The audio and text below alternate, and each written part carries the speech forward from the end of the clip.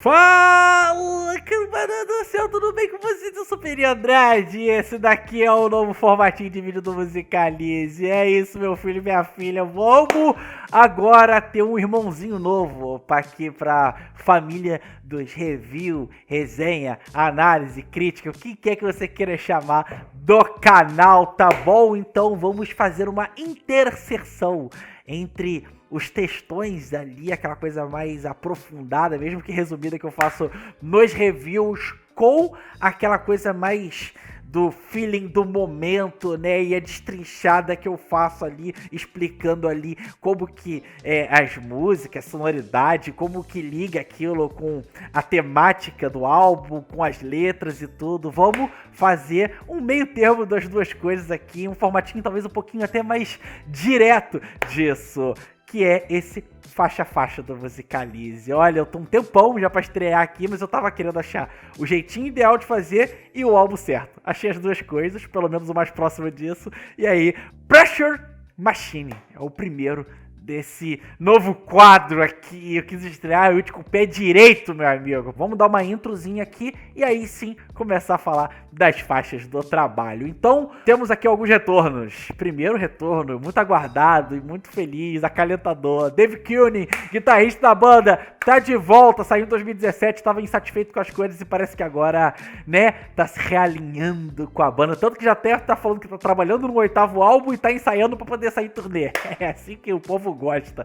E temos também a volta dos dois produtores do último disco, o Jonathan Raydo do Fox Gen e o Shawn Everett.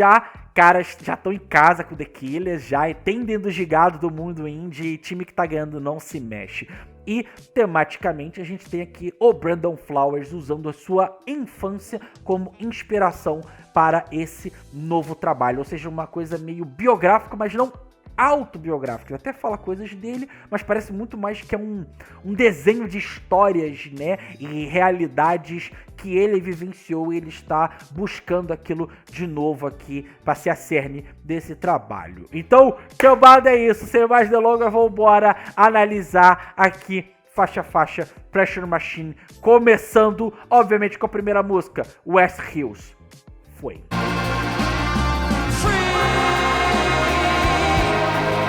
Vamos lá, a primeira coisa que dá pra gente comentar aqui de West Hills é a intro, né, e que vai acabar servindo esse comentário aqui para o álbum como um todo, já que é uma coisa que é uma cerne do disco, mas tá presente em quase todas as faixas, nem toda faixa aparece esses relatos, entrevistas que tem aqui como na primeira faixa. O que acontece aqui? Eu acho que a obra vai ganhando um ar documental muito grande, assim. Parece uma coisa meio que eu senti vendo Homecoming da Beyoncé, que entre as apresentações ali você tinha realmente as coisas de bastidores e meio que pensamentos da Beyoncé ou falas de pessoas que influenciavam ela e tudo assim, e dava uma coisa até mais poética para a obra no geral. Então aqui a ambientação do jeito que ela é criada, porque você tem ali uma coisa meio analógica, ao mesmo tempo tem sons ambientes, às vezes como tem também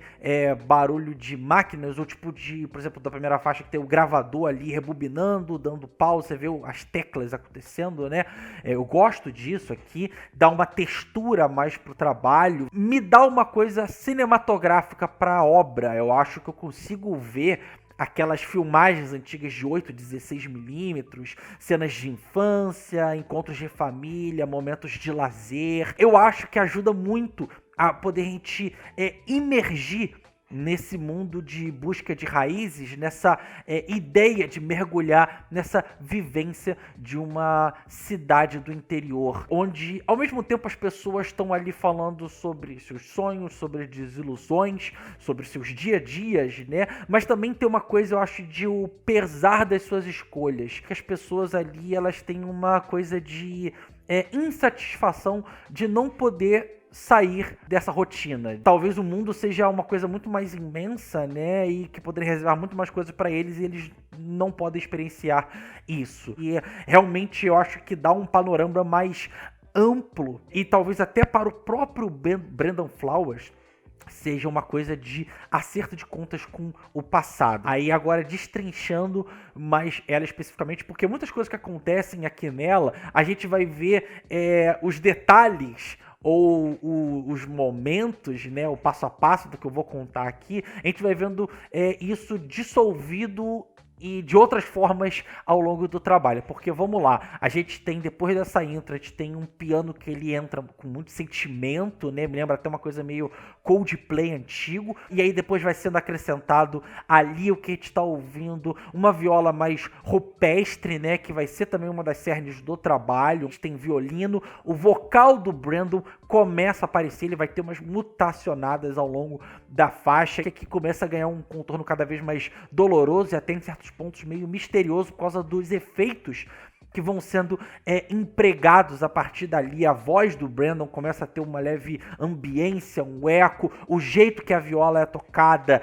o deslizar dela é meio estranho, me parece um pouco a trilha sonora do primeiro Silent Hill. No fundo, notas que são mais alongadas e dão uma solenidade ancestral para a música, e ela cada vez mais começa-se a ter mais intensidade, uma coisa mais volumosa. Eu acho quase como se tivesse ali no fundo uma presença da natureza de uma forma muito severa, quase como se fosse a força motriz ali dessa música, os instrumentos, o canto, tudo vai ficando mais carregado, e um peso também, coisa que a gente não é muito habitual de ver na música do The Killers, pelo menos a forma que é feita aqui, conectivo com a ideia de storytelling que eles estão querendo passar do começo e ao longo do trabalho, assim. Ele vai soando épico, grandioso, mas acho que de uma forma mais áspera e meio alternativa, que parece o inverso do que o The Killers é conhecido. Então, dá uma cara de familiaridade, mas novidade e frescor muito grande. Assim, me lembra muito coisas que o U2 poderia fazer, mas sem aquelas coisas mais piegas, pegando mais o lado político, coisa mais séria, e o piegas, inclusive, que o próprio The Killers volta e meia já usou nos últimos anos, assim, e emprestando muito, acho que a densidade de bandas como Joy Division, The Cure, Slowdive, My Bloody Valentine, assim, cara, eu acho isso essa faixa, né, uma ótima carta de apresentação, e pra mim vale muito por causa disso.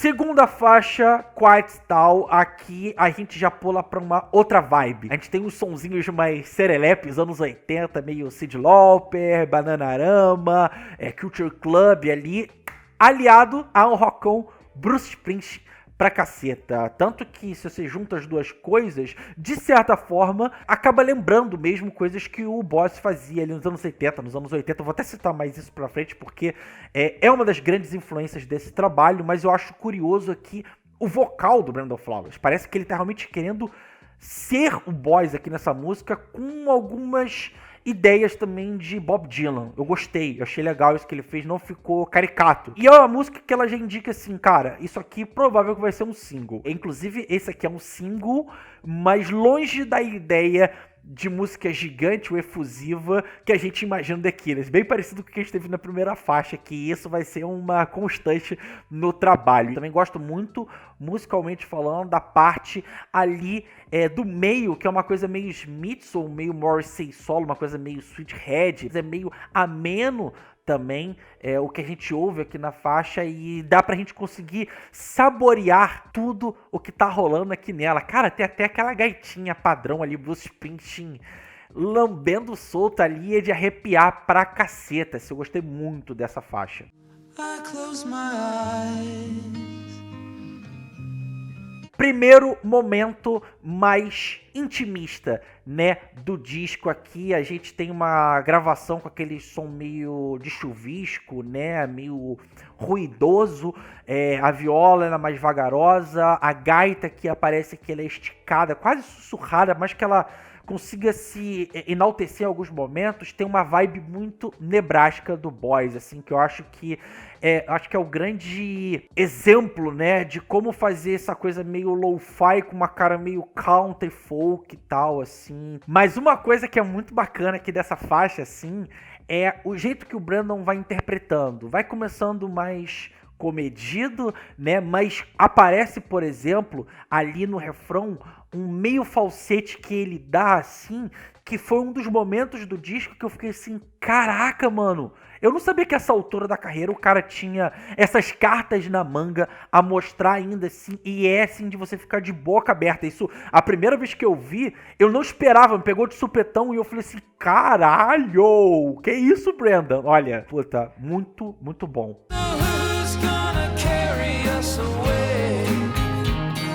Aqui eu vou citar o cara que, por mais que hoje em dia mereça estar cancelado, né, que é o Ryan Adams, mas não adianta, instrumentalmente, sonoramente, assim, o cara era muito foda, tinha muita coisa dele que eu adorava pra cacete, hoje em dia eu já, né, fico até com, não ouvi tanta coisa dele mais, por mais que eu gosto muito das coisas antigas. Essas últimas que ele tá lançando eu não cheguei a ouvir, mas eu realmente não tem como não lembrar do Ryan Adams, o jeito, né, que ele fazia um country rock, ao mesmo tempo que tem aqui também umas pitadas da desenvoltura e dos adornos que é meio costumeiro do War on Drugs. A gente até vai ver algumas coisas que vai lembrar ao longo do disco também o Ryan Adams, mas eu acho que o War on Drugs, junto com o Bruce Springsteen, são os dois maiores, eu acho que, influenciadores estilísticos aqui desse trabalho, assim. É interessante também o jeito mais calmo, mais comedido de fazer música, junto com momentos que parecem, eu acho que aquela banda grande que o The Killers é no imaginário coletivo. Você sabe que são eles que estão tocando, mas quando você vê o produto final, parece uma banda inteiramente nova. Eu gosto muito disso.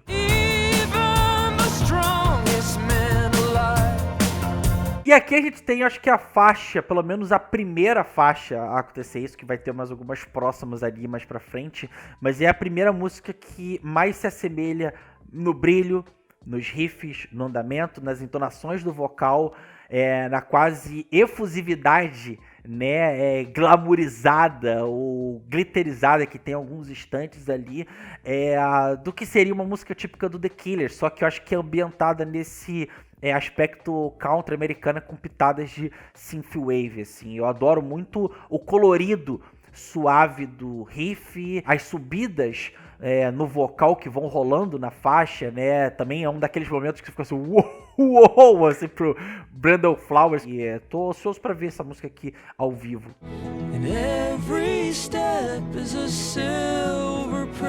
E aí, chegamos uma das músicas que as pessoas mais ficaram curiosas quando foi anunciado, o dueto do trabalho com uma das preciosidades da música na atualidade, Phoebe Bridgers, né? É uma coisa muito simples o que eles fazem aqui, mas eu acho que é muito assertivo. A voz do Brandon, ela soa muito, ao mesmo tempo que desenvolta, mas ela também é muito acalentadora. E a Phoebe, ela funciona quase como se fosse uma coisa que acolchoa o canto do Brandon Flowers, mas de uma forma muito doce, assim. O instrumental, pra mim, nessa faixa, eu acho que ele é fabuloso. Começa com a viola bem singela, mas ela é super constante. Só que, ao longo, ele vai ganhando também o apoio de umas cordas que soam muito bonitas. O piano tem uma coisa de ser também caloroso aqui pra cacete, assim, é uma faixa que, como dueto, ela é bonita demais, assim. Provavelmente, talvez a faixa mais da questão de beleza, mas eu acho que estonteante do disco.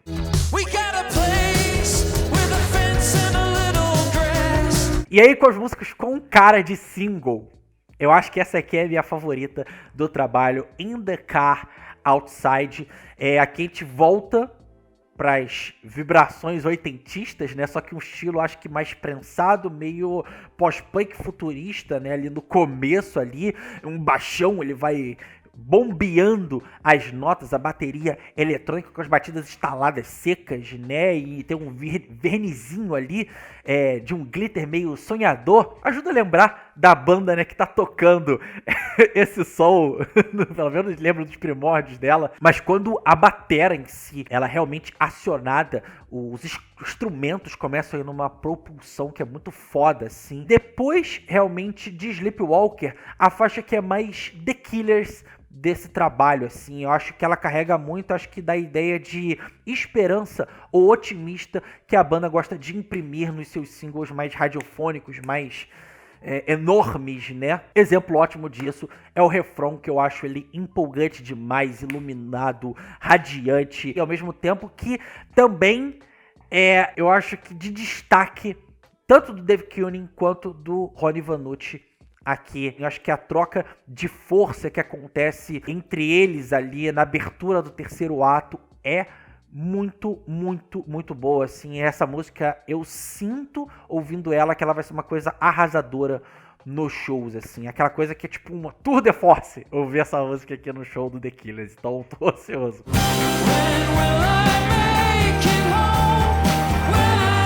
E aí, se ao longo do disco a gente teve pinceladas ou flertes com War on Drugs, aqui em Another Life, eu acho que o diálogo, eu acho que é muito mais estreito, principalmente, eu acho que nas notas, o jeito que elas vão deslizando com graciosidade, assim, ao mesmo tempo que tem uma destreza que ela consegue ser suave e brilhosa, como os melhores momentos relaxantes de Deeper Understand, que foi o último disco do War on Drugs. Pega músicas como Pain in Think of a Place e você consegue muito bem entender a vibe do que eu tô querendo explicar aqui. Isso não é uma crítica, na minha opinião. Isso, na verdade, até um elogio, porque é uma das bandas que eu acho que tem feito um dos rocks mais gostosos, ao mesmo tempo com esmerilhadas, assim, que você fica de cara e você fala, puta, nossa, isso é fantástico, isso que eu espero de uma grande banda de rock, assim, sentimento com habilidade técnica, sabe?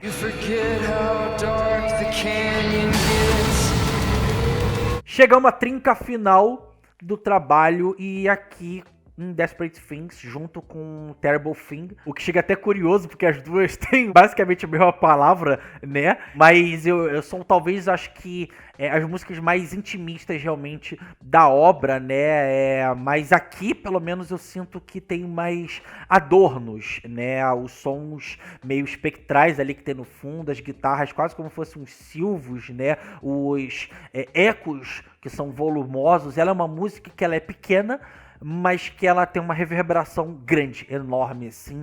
E eu acho que o ato final, cheio de efeitos dissonantes, quebrados, ruidosos, cara, pra mim é uma das grandes surpresas aqui, o tipo de abordagem que eles trouxeram, porque combina muito bem com a ideia mais trágica do trabalho, né, que o Brandon, ele viu essa história em um momento, ele quis trazer aqui, que é de um policial que se apaixona por uma vítima de violência doméstica e essa vítima acaba por matar o seu marido. Então, cara, é uma música, assim, de sentimentos muito mistos e com experimentalismos muito interessantes para o The Killers.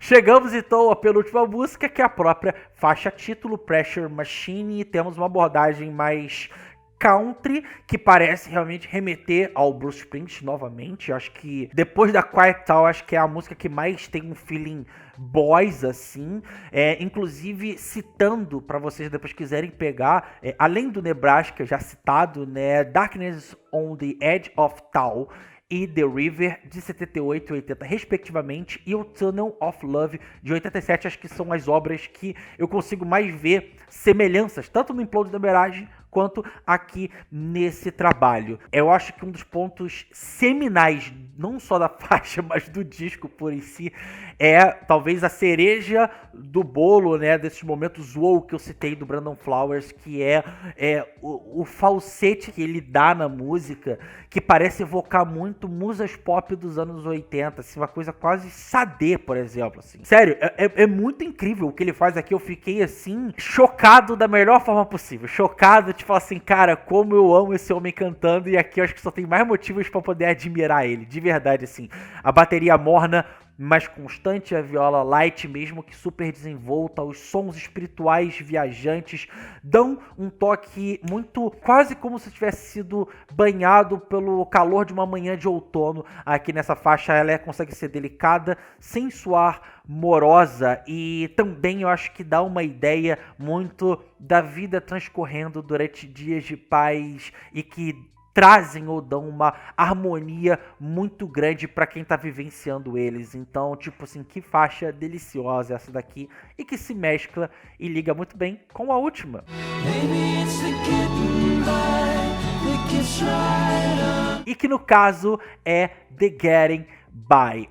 A sensação de paz da anterior, como eu citei, aqui é amplificado para algo que eu acho que é ainda mais embelezado, mais suntuoso, com cordas e uma cara de encerramentozão mesmo para o disco. O jeito que o Brandon canta com as notas meio esticadas e adornadas ao fundo, logo depois do primeiro refrão, é daquelas horas que você fala assim, puta merda, mano, que parada bonita do caceta, é isso que eu tô ouvindo aqui, é o tipo de faixa que eu queria muito ver num show, mas com toda a pompa que ela merece, sacou? Ou que talvez o The Killers poderia justificar, agora que tá tendo um revival, né, de um acústico MTV, vai que uma hora eles fazem assim, eu acho que eu vejo com as luzes no palco e tudo, e um monte de gente tocando, e sabe, flores, e tipo, cara, isso é absurdo ver isso, assim, dessa forma. Então, eu acho que fecha o disco de uma forma igualmente como começa e vai dando a ideia ao longo do trabalho, mas aqui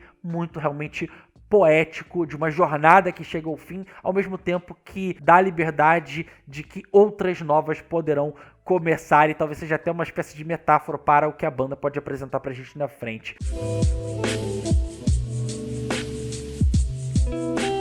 Eu sinto que aqui nesse disco a gente tem um The Killers muito mais confortável e à vontade para poder testar e abrir realmente o horizonte desses sons, né? E até formas de como construir as suas músicas liricamente falando, o jeito que o Brandon vai criando as narrativas do trabalho, assim, eu gostei pra caramba. Eu acho que a gente consegue realmente vislumbrar essa ideia de vida rural, cidadezinha do interior, sabe, os primórdios dele lá em Neff, no estado de Utah, nos Estados Unidos. Então ele tá muito maduro como compositor e deu pra ver muito isso aqui nesse trabalho. Eu acho que ajuda o álbum soar mais, eu acho que rico, né, e mais robusto, ao mesmo tempo que eu acho que outro fator positivaço para esse álbum funcionar, eu acho que foi o fato dele ser todo feito na pandemia, diferente do anterior que começou a ser feito antes e foi lançado na pandemia.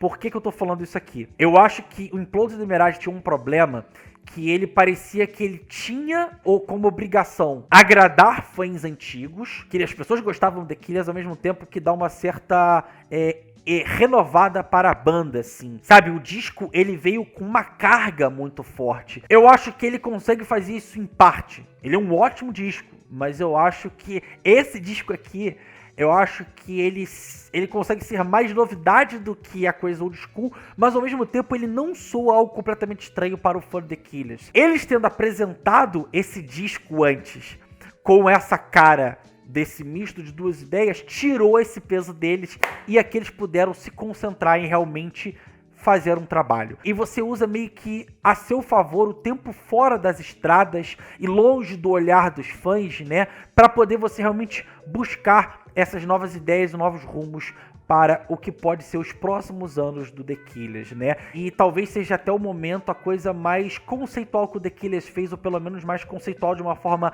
crua, experimental, como a gente nunca tinha visto eles fazendo. E eu acho que por isso mesmo, pelo fato de não ligar ou não se preocupar de ter os singles, por mais que alguns consigam até chegar próximos ali, de ter os singles de estádio, os singles enormes, eu acho, a experiência de preencher profundamente o ouvinte, eu acho que é mais completa aqui do que foi em Imploded Mirage, inclusive não só para os fãs old school, mas para novos fãs, o que é muito importante para uma banda com tanto tempo já de estrada continuar viva, nativa e relevante. Então esse disco aqui ele pode até não ser um grande hit do The Killers, né? Mas eu acredito que ele já e vai cada vez mais ganhar uma alcunha de queridinho cult pra muita gente, assim. Pra mim, a nota aqui desse trabalho é 4 de 5. Ótimo, ótimo, ótimo disco, assim, um dos que eu mais gostei de ouvir nesse ano de verdade. Então,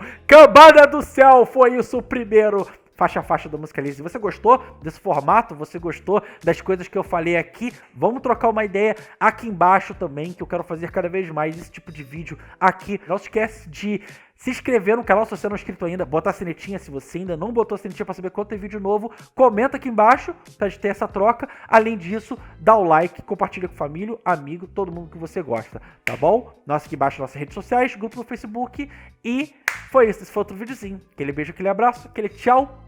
Fui.